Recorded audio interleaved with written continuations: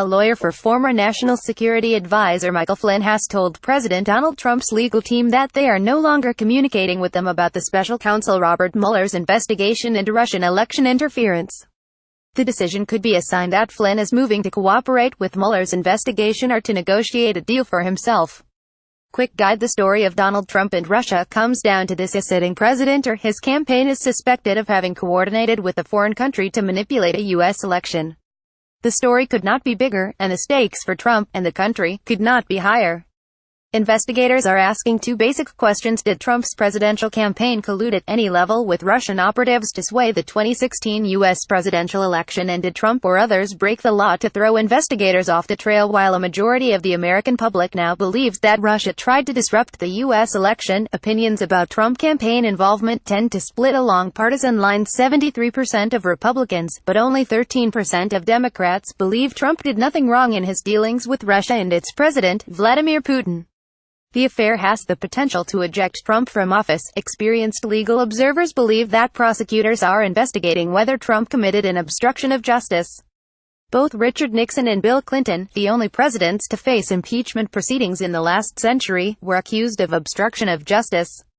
But Trump's fate is probably up to the voters. Even if strong evidence of wrongdoing by him or his cohort emerged, a Republican congressional majority would probably block any action to remove him from office. Such an action would be a historical rarity. Former foreign policy advisor George Papadopoulos pleaded guilty to perjury over his contacts with Russians linked to the Kremlin, and the president's former campaign manager Paul Manafort and another 8 face charges of money laundering.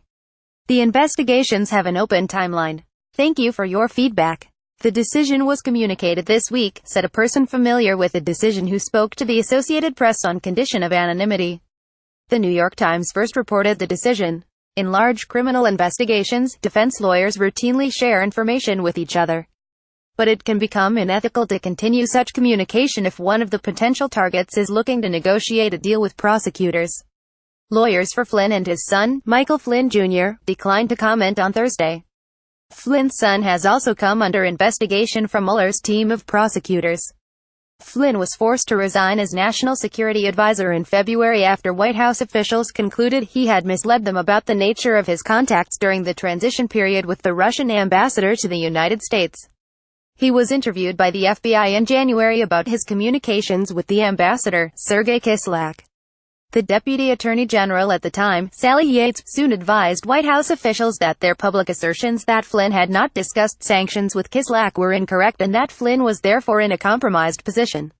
Flynn was facing a Justice Department investigation over his foreign business dealings even before Mueller was appointed as special counsel in May to investigate potential coordination between the Trump campaign and Russia to influence the 2016 presidential election. Mueller has since taken over that investigation. Flynn, a prominent Trump backer on the campaign trail, has been a key figure in Mueller's investigation and of particular interest to Trump. The former FBI Director James Comey, for instance, said Trump had encouraged him to end an FBI investigation into Flynn during a private Oval Office meeting in February.